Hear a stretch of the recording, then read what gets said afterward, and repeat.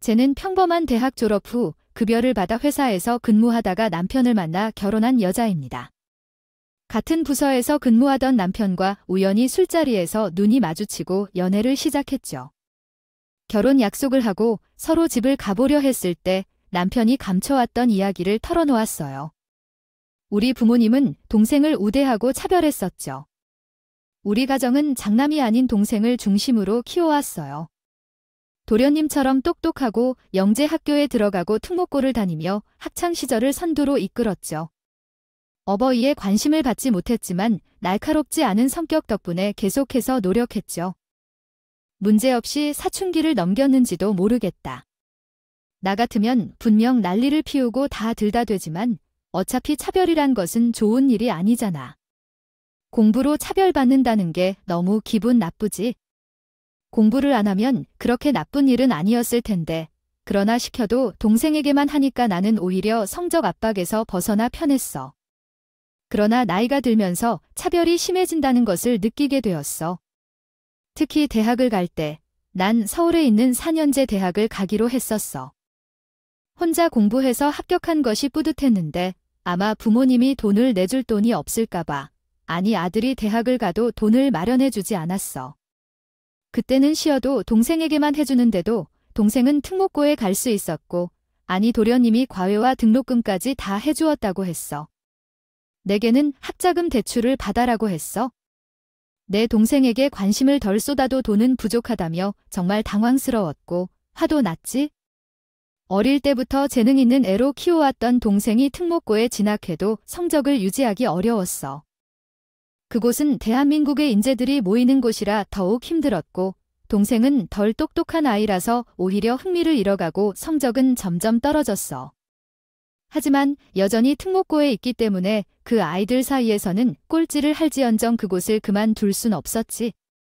학생들이 일반 고등학교에 가면 학년 상위권 성적자가 많지 않아. 그러면 뭐해? 내가 다니는 학교에서는 꼴찌인데 성적만을 모든 것으로 여기는 세상이 아닌데 동생의 성적을 보고 부모도 걱정하니까 잔소리를 시작했지. 그래서 내 동생도 성적이 나빠지기 시작했고 어린 날은 잘 보냈는데 나중에 공부에 힘이 들어간 거 아닐까? 왜 내가 공부를 이렇게 해야 하는지. 공부하기 싫어. 우리 집은 초상집뿐인데? 그러다가 내가 대학에 붙었는데 등록금을 못 내준다고 해서 부모님과 문제가 생겼어. 그때 우리 가족들의 관계가 망가지고 난 학자금 대출을 받아 등록했고 대학 시절 알바를 하면서 졸업했어. 군대를 다녀와서 담배도 안 피우고 작은 월급으로 살아가다가 학자금 대출 금액이 감당이 안 돼서 남편이 화를 내는데 듣고서 기가 막혔어. 부모는 공부 잘하는 자식에게 다 푸시를 하고 싶어하는 마음을 이해하지만 다른 자식이 돈을 달라는데 그 정도는 줘야 하지 않을까? 남편은 지금도 부모님에 대한 원망을 말하는 것을 이해했어. 남편은 졸업한 뒤 빠르게 직장을 얻었고 직장에 다니게 된 후 나를 만났어. 우리는 1년 조금 안 되는 시간 동안 연애했고 결혼을 약속했어. 27세에 결혼했어요. 도려전신이나 그런 이슈는 없었고 우리는 서로를 평생 함께할 사람으로 바로 알았어요. 우리는 서로의 인생의 동반자로 생각하여 결혼 결심을 했어요. 이유도 없이 결혼을 미루지 않겠다며 결혼을 했고 서로를 너무나도 좋아하고 사랑했어요. 함께하는 시간이 짧았지만 부모님을 떠나 새로운 가정을 만들 생각에 서운함을 느꼈지만 우리는 서로를 선택한 것에 만족하며 행복하게 살아갔어요. 하지만 결혼할 때도 삐걱거림이 있었어요. 결혼을 준비할 때 당신들이 좋다고 해서 결혼 준비를 말리지 않으려고 했지만 우리도 지원을 해주고 싶었지만 돈이 없어서 할 수 없었어요. 돈이 없어서 우리가 그런 큰 돈을 쓸 수 없을 뿐이에요. 우리도 노후 준비가 중요한데 큰 돈을 쓰기는 어려워요. 돈이 없어서 우리가 지원을 못 해줬던 게 아니라 민석이 때문에 못 해줬던 거야. 민석이 대학 졸업하려면 아직 멀었으니까 그렇게 한 거지. 말이 돈도 시부모님이 지원을 못 해준 이유는 민석이 때문일 뿐이야. 아이들은 다 다르니까. 아니에요. 엄마랑 아빠한테 4년 동안 학자금을 대출받아 공부하라고 해놓고 그렇게 노력했지만 원래 가고 싶었던 서울대나 연대, 고대에는 못 갔어요. 민석이 학교 공부하기 싫대서 난리 피우잖아. 그래서 당연히 등록금은 해주는 게 당연한 거 아니겠어요?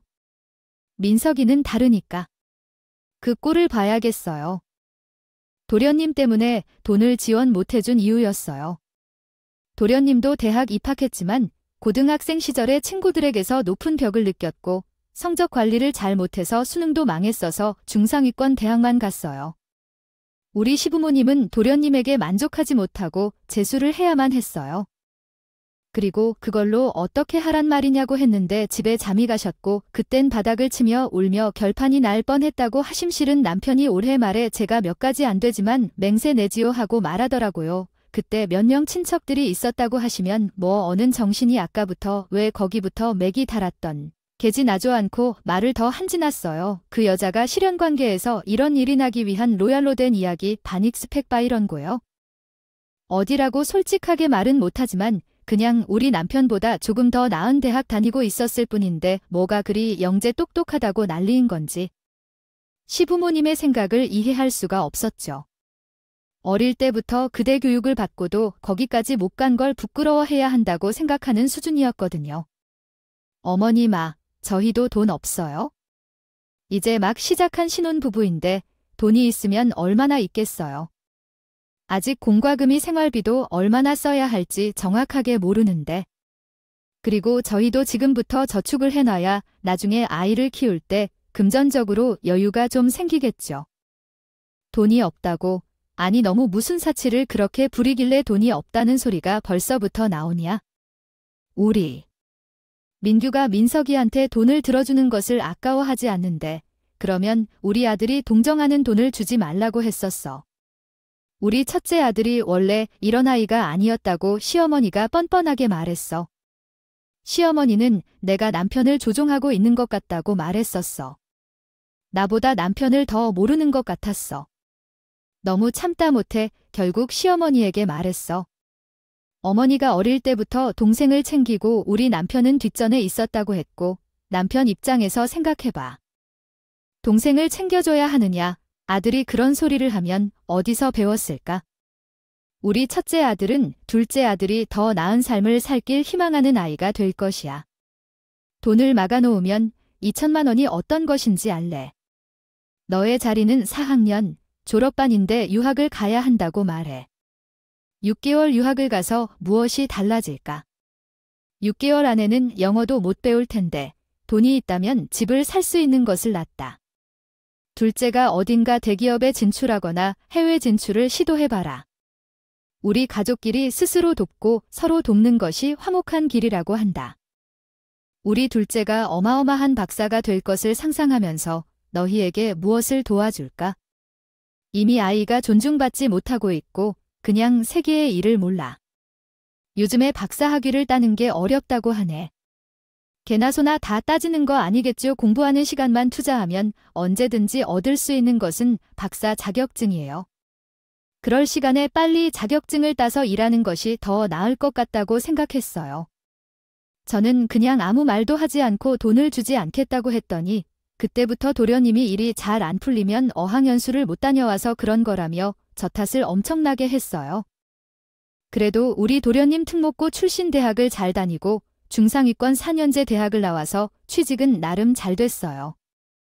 취직한 후에는 우리 시부모님도 걱정거리가 줄어들었다고 생각했는데 그 이후의 일이 기이했습니다. 저와 남편 나이가 34살이 되었을 때 우리 도련님이 결혼하고 싶은 여자가 있다며 집에 소개시켜주겠다고 했어요. 시부모님은 완전 경악했죠. 당연히 같은 회사에 다니는 여자가 될 줄 알았는데 우리도 회사에서 만나 결혼했기 때문에 도련님도 그럴 것이라 예상했죠.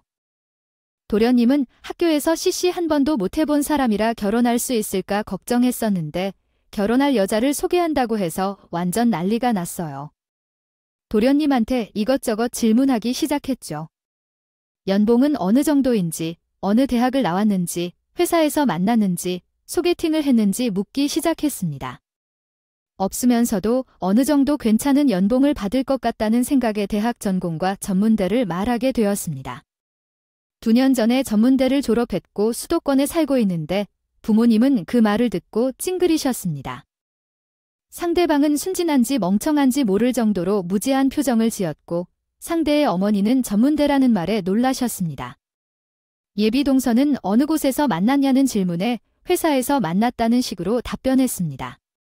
그 후 사진을 보니 배우로 나와서 아름다운 얼굴을 가졌다고 해서 소개팅을 하게 되었습니다.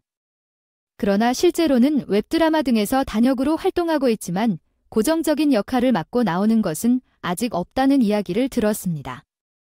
연예계 입문이 쉽지 않다는 이야기에 뒤통수를 맞이하게 되었습니다.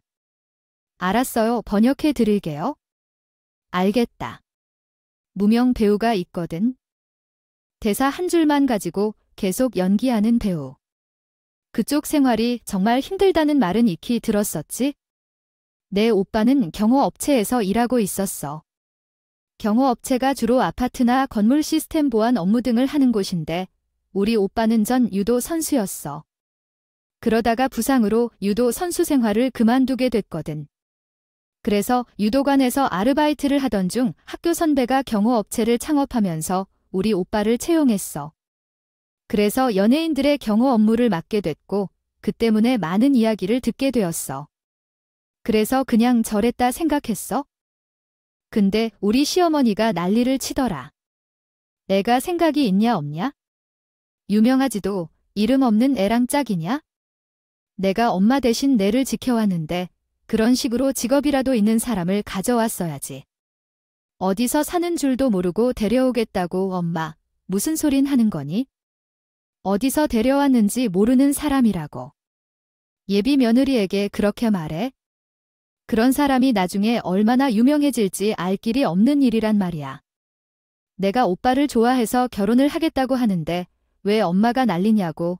어이구야, 세상에 유명한 사람은 한 사람인데 말야. 어디 있을까요?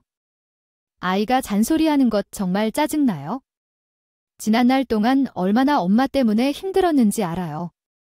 엄마가 공부에 대해 뭐라고 하는 건 하나 둘이에요. 아이 때문에 인생을 낭비한 게 아까워 죽을 만큼 화가 나는데 이제 결혼을 하겠다는데도 계속 따진다니 정말 너무하네요. 도련님이 악을 쓴 채 이야기했고 시어머니는 입을 다무었네요. 얼마나 화가 나던지요. 아무튼 도련님이 주말에 예비 신랑을 소개해 줄 거라고 해서 시어머니는 화를 참으며 누웠어요. 결국엔 포기할 수밖에 없었답니다. 누가 시어머니 편을 들 것 같아요? 도련님은 항상 자기 마음대로 했던데 누가 들어줄까요? 주말에 신랑을 만나러 왔는데 얼굴도 너무 예쁘고요. 저와 남편도 궁금해서 시어머니 집에 갔어요. 그 예쁜 얼굴에도 불구하고 실력이 없는 걸 봐서 마음이 훌쩍 달랐어요. 우리 오빠가 이렇게 말했어요. 유명한 연예인들은 겸손하고 주변을 잘 돌보는데 예비 신랑은 예의를 배우지 않았어요. 처음 만나는데 한정식 식당도 아니고 시어머니 집에서 밥 먹으라고 해서 놀랐어요. 이건 아마 시집 살아야 한다는 시사가 있는 걸까요? 아니요, 내가 배우인 것은 들었잖아요. 일이 워낙 유동적으로 이루어져서 명절에도 스케줄이 있으면 찾아오기가 어려울 것 같아서 미리 말씀드립니다. 제가 어떤 드라마 주연급 유명 배우라도 되는 줄 아니에요? 얼굴 보아도 어디서 봤는지 전혀 모르시겠죠? 그렇게 말하면 시어머니도 기이하겠지요.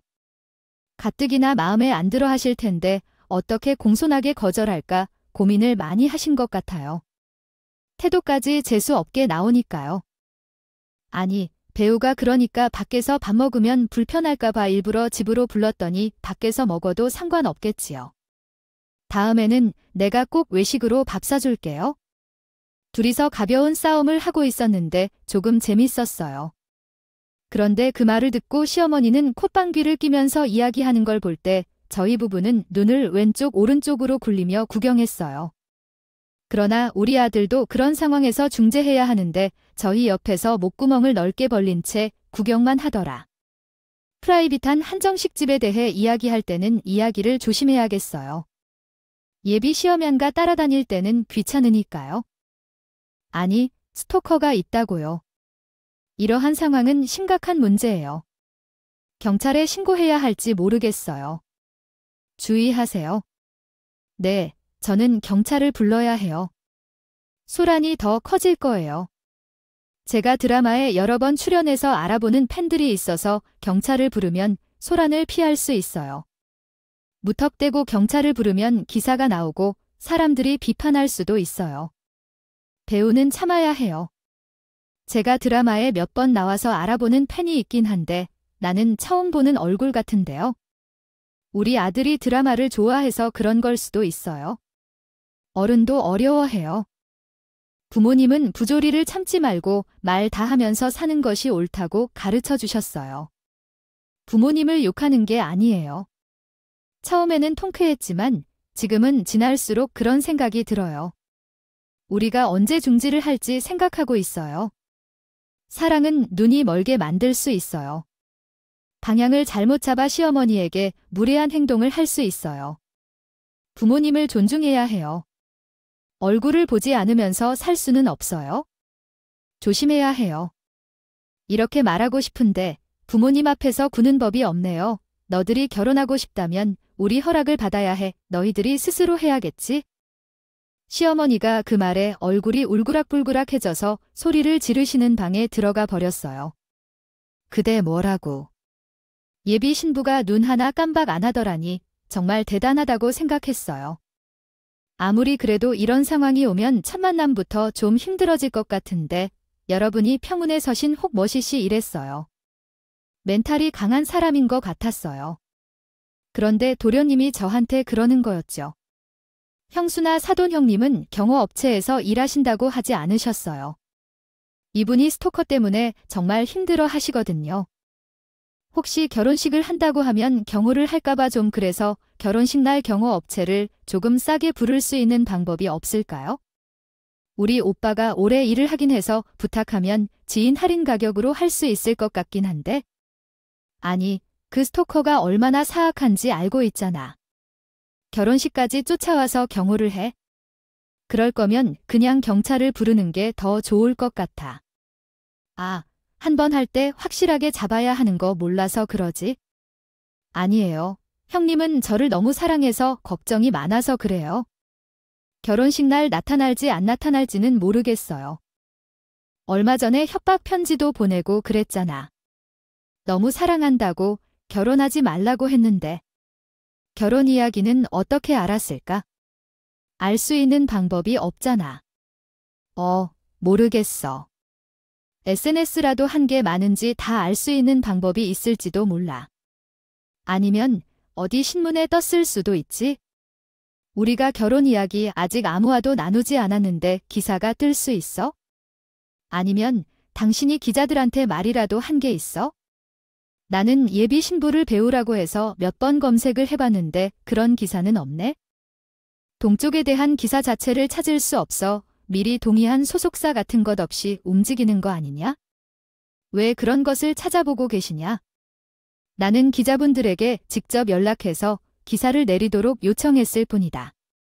그런 관심 그 자체가 부담스럽고 난 평범히 살고 싶어 해. 하지만 조금 이상한 것도 있어. 무명 배우인데 자기가 유명하다는 식의 말을 하면서 왜 기사들을 내리라고 하는 것일까? 관심을 끌고 싶어서 내려달란 것 같은데 왜 유명해지고 싶은 기회를 찾느냐는 것이 이상하다. 스토커인지 아닌지 난 지루하다. 예비 동서와 결혼식에 대해 이야기를 나누고 남편은 도련님이랑 이야기를 나누고 집에 돌아왔다. 집으로 돌아오는 길에 난 남편에게 말했다.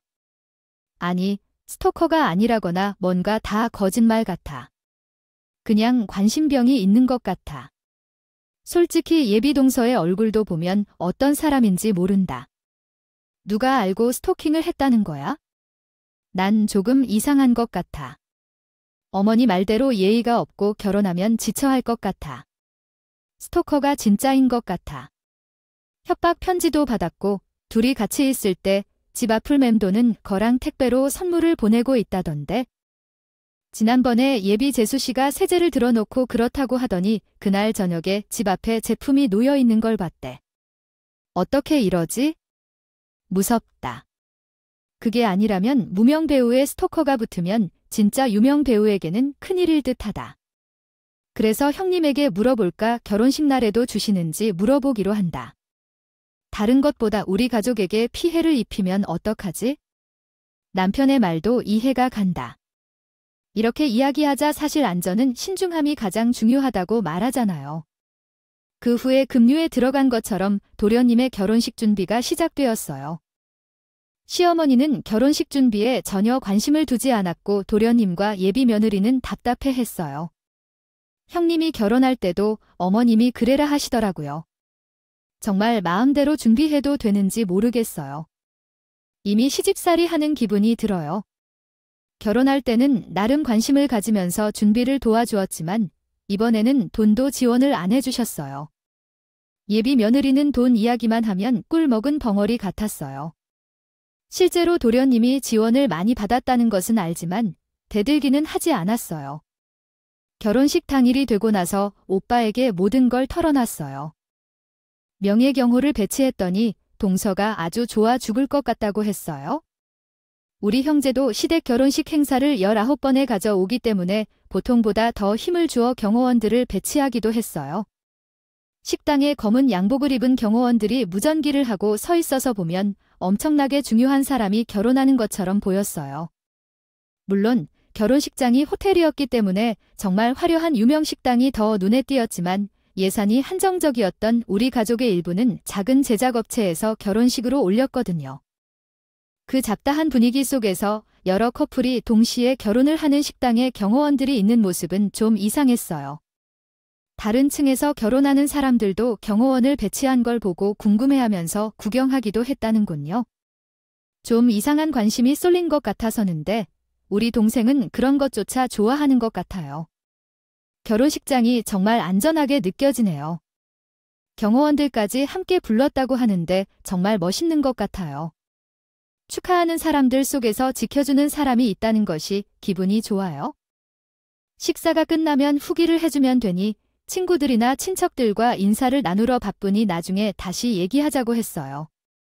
형님이 호의해주지 않았어도 결혼식 준비를 할 때 도움을 주었으니 거절은 할 순 없지만 경호업체를 부른 것은 형님이겠죠. 선물해 주신 줄 알겠어요. 그게 무슨 소리야. 내가 선물을 줄 것이라고 한 적도 없는데 왜 내게 선물을 갖고 있는 거니? 우리 형도 바쁜데 일부러 와서 도와준 것이야. 당연히 그 대가를 지불해야지. 게다가 우리 형이 와서 하는 건데 당연히 비용을 부담해야 하는 거 아니겠어?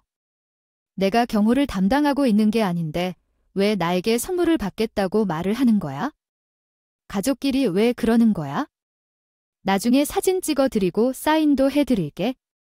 아, 배우로서 유명해진다면 경호업체의 평판도 좋아질 걸. 형님이 아니어도 우리 회사는 잘 나가는데 이미 유명 배우들을 많이 경호하고 있어. 사인과 사진을 가지고 신뢰받을 수 있겠지. 그만할래. 시 끝나면 정산하자. 내가 운영하는 회사라면 무료로 할 텐데 형도 직원이니 돈은 받아야지. 결혼식이 끝나면 정산할 거라고 했는데 그 말에 동서의 마음이 거슬렸어. 이제 무슨 것을 하려는 거야? 해주신 내용 중 일부 내용을 잘못 이해한 게 있습니다. 어떤 부분에 초점을 맞춰 번역을 도와드릴까요? 요즘 현장에서 스냅 사진을 찍는다고 하는데 옷의 모양을 다듬어주는 이모마님을 찾을 수 없어요. 어서 와서 도와주세요. 그런데 왜 곤란한 말씀이신가요? 친척들에게 안부를 전하였으니 여기 가서 사진 찍는데 도와줄게요. 어디서부터 시작하면 되나요? 동서가 움직이려고 하는데 동서의 친구들이 나타나서 동서에게 물어보니 그들은 모두 관능적으로 원피스를 입고 호들갑을 떨면서 이야기하더라고요. 그들의 어조가 연극하는 배우와 같아서 어색하게 느껴졌어요. 동서가 배우로 활동했다고 들었는데 그래서 그런 친구들이 많이 온 것 같더라고요. 축가 사전 준비를 잘했어요. 드레스도 잘 어울린다. 아, 이분은 릴 도와주는 스타일리스트가 아니세요? 안녕하세요. 급작스러운 상황에 당황했어요. 동서가 어디까지 거짓말을 하는지 모르겠어요. 말을 하려다 동서가 제가 입을 굳게 다문다. 이미 친구들이 있는 척하고 있어요. 거짓말이 들통나면 곤란해질 텐데요. 그래도 힘겹게 나서다가 동서의 드레스 끝자락을 밟았어요. 다행히 발자국은 안 난 것 같아요. 이때 구두를 신었기 때문일 것 같아요. 갑자기 동서가 비명을 지르더라고요. 그 드레스는 어떤 드레스입니까? 왜 그렇게 크게 싸우고 있는 것 같아요? 경호원들이나 다 불러서 제가 쫓아버리라고 할 것 같아요. 왜 이런 일이 벌어지고 있는지 이해할 수 없어요? 이해가 되지 않아요. 신부님이 그리 대단한 사람인가요? 그들이 그렇게 해서 축하하고 떠들고 있는데 제가 그 이야기를 이해할 수 없네요. 이해가 안 가요. 내가 생각했던 결혼식과는 완전히 다른 것 같아요. 그 이야기를 좀 더 자세히 듣고 싶어요. 어떻게 그들이 그렇게 대우하지요? 친한 사람이나 가족들이 그렇게 하는 것 같아요. 이 얘기가 다시는 일어나지 않길 바랍니다. 이 모든 일에 대해 조금 더 설명해 주시겠어요? 소리 딱하게 했다. 상인들은 다 내쫓으라고 했고 나는 제일 먼저 나갈 것 같았다. 나는 윗선에서 시키는 대로 행동하는 사람이기 때문에 어쩔 수 없었다. 뭐가 어쩌라고 할 거예요? 내가 지금 드레스를 입고 있는 걸 보면 당연히 난전통의 주인공인 것을 알겠지만 어떻게 결혼식장에서 내가 나가라고 하는 걸까? 신부 없이 어떻게 결혼을 해야 하겠어요? 내 형은 나를 믿고 이 일을 맡겼다. 나는 가족으로서 이 일을 해내야 했지만 그러나 무슨 일이 일어난 걸까요? 당신은 내가 돈을 빌려줬기 때문에 맡을 수 있거든. 하지만 한 가지도 제대로 하지 못했고 이렇게 나가라고 하는 거야. 제 결혼식장에서 그런 말을 들으며 이해할 수 없었다. 나는 무전기를 가지고 있는 사람들을 본다. 모두가 나가라는 말을 하지? 내가 손해배상을 요구해야 할 것 같아. 어떻게 내 결혼식을 망칠 수가 있을까? 정말 화가 나. 계속해서 이렇게 나를 발칵 뒤집어 놓고 결혼식장 입구까지 끌어내지 말라고 말했다. 다른 건 다 참아주지만 우리 회사에 손해배상을 요구하는 건 참을 수 없다. 그들이 나를 참다니. 잡상인을 쫓아내라는 말도 그저 따르는 것뿐인데 누가 뭐라 하는 걸까? 거짓말도 절제하고 있어야 하는데 결혼식이 끝난 후에 들키는 걸 참을 수가 없어. 나는 동서 앞에서 서서 말했다. 동서는 잡상인이 배우 포털 사이트에도 그 이름이 없는데 정말 배우인가요? 동서는 그렇지 않다. 협박을 받은 적도 없고 스토커는 없다. 왜 그럴까요? 편지처럼 온 것이 그냥 신문지를 오려 붙여서 만든 아이였고 더 기묘한 것은 왜 구멍난 신문지인지 그 집 앞 재활용품 상가 앞에 놓여 있었는가. 내가 어머니의 심부름을 위해 찾아갔던 그날이었지. 그때 딱 발견했어. 뭐야 라고 생각할 만큼 이상했어. 그 이후 동서가 협박 편지와 신문지에서 자른 글자를 들고 우리 오빠에게 경호업체를 불러줄 것을 요청했어. 나는 그가 무슨 관심병이 있는지 궁금했어. 그러나 그는 증거가 있다며 신문지를 보다가 글자를 잘라내는 버릇을 가졌다며 협박 편지에 있는 글자인지 어떻게 아냐고 물었어. 사람을 잡고 있어? 이렇게 많은 사람들 앞에서 증거 없이 사람을 대상으로 하는 것은 모두 모욕죄로 고소당할 수 있음을 알아야지. 나는 배우 생활을 하면서 한 번 도움 없이 부당한 고소로 고소를 해봤어. 그러니까 내가 아주 잘못을 보여주든지 해야겠다 싶었지. 동서는 참 멍청한데 신문지에서 글자를 오리면 잉크가 손에 묻는 것을 몰라. 어쩐지 그날 어머니의 심부름을 하는 동서는 손이 아주 까다로웠어. 정말 궁금해서 계속 생각해봤더니 도련님 때문이었어. 뭔가 없는데 도련님과 결혼을 하고 싶고 배우는 아닌데 배우인 척을 하는 동서가 어쩌다 말없이 그렇게 했을까? 그래, 충분히 이해할 수 있어? 우리 도련님이 아마 기대한 대로 잘 될 순 없었지만 지금도 좋은 직장에 있고 평생 노후를 걱정할 필요가 없으니까 아마 그런 것 아닐까 싶다고 말했어. 하하, 동서는 또 누나를 획기적인 상황에 끌어들이려는 거 아니겠나 싶어서 웃었어. 아니, 거짓말을 하려면 철저한 준비를 해야겠지? 적합한 상황도 생기고 더 큰 눈덩이로 커져서 나중에 폭발할 수도 있어요.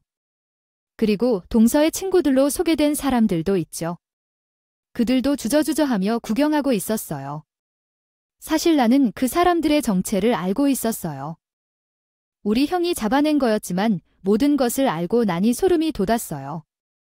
그리고 동서의 친구로 소개된 배우 친구들도 있었는데 사실은 배우가 아닌 아르바이트 배우들이 맞아요. 우리 형은 예전에 결혼식장에서 그들을 본 적이 있다고 해요.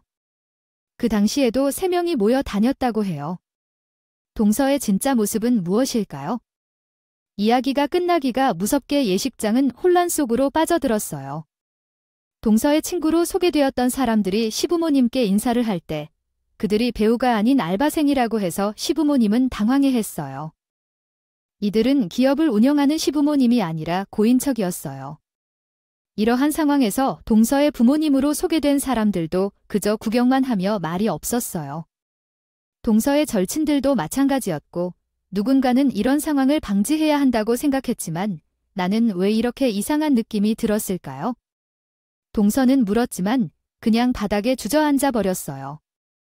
당신은 장면을 흩뿌리며 말하기 시작했습니다. 드레스를 산 것에 살며시 미소를 지은 우리 주인공은 작가인 줄 모르고 산 건데 그들이 진실적인 말인지 의심이 들었어요. 하지만 그들처럼 부모님이나 친구가 없기에 그냥 좋아 보이는 대로 했던 거예요. 그러나 이제는 상황이 조금 복잡해진 것 같아요. 돈을 아끼기 위해 거짓말을 시작했는데 모든 것이 이 정도까지 될 줄은 몰랐어요. 그리고 주인공은 발작적으로 이야기를 이어나갔습니다. 내 오빠가 알고 있었다는 게 이상했어요. 그래서 잡상은 먼저 쫓아내는 것 같아요. 이젠 제가 한 걸음씩 지어야 할 것 같아요. 혹시 돈을 쓸 일이 없을까요? 이렇게 전부 엉망이 될 줄은 몰랐어요. 이런 상황에서 진실은 무엇일까요? 물어보더라고요. 예비 동서는 저와 친오빠를 째려보면서 발악을 하기 시작했어요. 이미 결혼식은 시간이 지나가고 결혼식장 관계자들도 흥미진진한 상황에 구경만 하고 있더라고요. 솔직히 이 상황에 식을 어떻게 올릴 수 있겠어요? 꼭 이렇게까지 해야 속이 시원했어요. 아니, 가족이 될 건데 한 번은 눈 감아줄 수 있는 거 아니냐고요. 그래요. 저는 어릴 때 가출해서 부모랑 인연 끊고 살았어요. 그래서 우리 부모가 어디서 뭘 하고 있는지 몰라서 하하 알바 모집해가지고 부모 자리까지 채웠어요. 나중에 해외로 이민 가서 산다면 장땡이니 야 그럼 왜 나랑 결혼하겠다고 한 건데? 그냥 남한테 피해 안 끼치고 혼자 잘 살면 되지. 왜 나까지 끌어들여서 결혼해서 거짓말하면 살려고 그랬던 건데 내 인생까지 말아먹으려고 그러냐? 너 꽃뱀이 순진한 척 모든 걸 다 거짓말 치고서는 내 등 쳐먹고 내 돈으로 호의 휴식하려고 그래. 내가 얼마나 힘들게 살았는지 알아. 카츠란 여자애가 어디서 일이나 할 수 있겠어? 뒷골목에서 아르바이트만 하면서 살다가 과거 청산하고 한번 잘 살아보겠다고 결심했다. 왜 이름까지 개명하고 반반한 얼굴로 착실하게 살아보려고 하니까 순진하고 멍청한 남자들이 돈을 갖다 바치는 게? 아니겠냐? 근데 그 중에서도 내가 제일 돈을 잘 벌더라. 내가 내 돈 가지고 호식 좀 해보겠다는데 뭐가 나빠?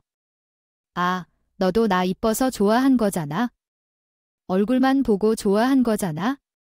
그거 좀 이용해 먹겠다는데 왜 이런저런 나쁜 곳에서 아르바이트를 하고 그러면서 살다가 과거 청산하고 한번 살아보겠다고.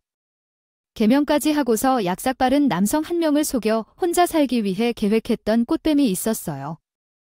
그러던 중 도련님이 속아서 걸린 셈이었고 직업에 대한 질문에는 수줍음 가득한 미명 배우로 속이며 거짓말을 점점 키워나갔어요. 어릴 적 드레스를 입고 주저앉아 오는데 시어머니는 화를 내기 시작했는지 그동안 참았던 감정들을 터트리려 들었고요. 시댁의 가족들과 지인들은 혼란스럽고 손가락질하며 난리가 났어요. 이렇게 많은 사람들 앞에서 이런 일을 겪다니 민석이는 쪽팔림을 당하고 수치심으로 가득 찼어요. 결혼식장에서 시어머니는 울음을 터뜨리며 남편과 저는 형수님께 고마움의 말씀을 전하며 인사드렸죠. 결국 상황은 파헤치고 도련님은 꽃뱀에게 손해배상을 청구하는 소송을 제기한 후엔 소송 과정 속에서도 담담한 태도를 보이며 이미지를 지켜나가고 있는 상황입니다. 실제로 인정할 만한 증거들이 많아서 도망칠 길이 없다고 하니 용돈이라도 뜯어내야 하는 것 아닐까요? 지금은 시어머니가 도련님을 상종하지 않고 속으로 씩씩거리며 다닌다고 하니 그는 자업자득인 상황에 처해 있다고 느껴지네요. 그렇게 주변에서 아니다 하는데도 아본인 고집대로 우리 둘째 아들 천재 맞다고 박박 우기던 장모님이 결국에는 둘째 아들을 바보로 만든 것 같다고 생각해요. 뭐 자기들 인생 앞으로는 자기들이 알아서 살겠죠. 저는 남편과 함께 행복하게 살렵니다. 제가 겪은 웃지 못할 이야기를 함께 들어주셔서 감사합니다. 아,